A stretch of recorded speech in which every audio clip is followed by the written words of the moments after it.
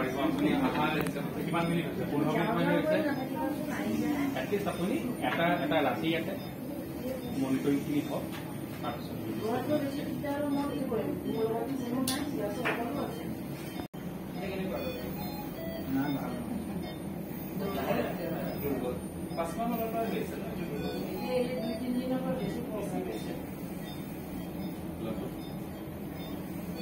মই এগৰাকী জনপ্ৰিয় শিল্পী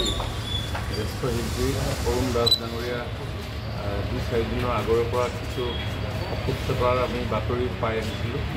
আৰু তেখেতৰ এই অসুস্থতা চিকিৎসা প্ৰদান কৰিবৰ কাৰণে পৰিয়ালবৰ্গই গুৱাহাটী মেডিকেল কলেজত আজি কিছু মোৰ সূৰ্য তাতে এডমিট কৰোৱালে আৰু আমি খবৰটো পাই মাননীয় মুখ্যমন্ত্ৰী ডাঙৰীয়াই প্ৰদান কৰিছে তেখেতৰ সকলোবিলাক চিকিৎসা ব্যৱস্থা যাতে ভাল ধৰণে হয় তাৰ কাৰণে এই চিকিৎসা মহাবিদ্যালয়লৈ অহাৰ পৰামৰ্শ আগবঢ়োৱাৰ লগতে আমাক গোটেইখিনি চোৱা চিতা কৰিবৰ কাৰণে আহ্বান জনাইছিলে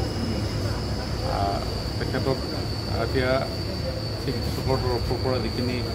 প্ৰয়োজনীয় চিকিৎসা সেইখিনি প্ৰদান কৰি থকা হৈছে নাৰ্ভৰ কিছু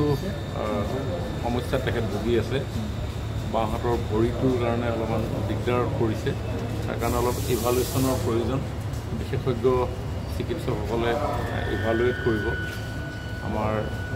ছুপাৰিনটেণ্ডেণ্ট প্ৰিন্সিপাল সকলৰ লগতে আমি কথা বতৰাত মিলিত হৈছোঁ আৰু এতিয়া মই ভাবোঁ এতিয়া চিকিৎসালয়লৈ আহি তেখেত উপস্থিত হ'ল সম্পূৰ্ণ চিন্তাৰ পৰা তেখেত মুক্ত হৈছে আৰু তেখেতৰ সমস্ত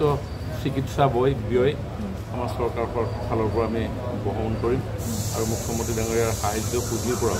আমি কিছু ধনৰাশি আজি তেখেতৰ পৰিয়ালবৰ্গৰ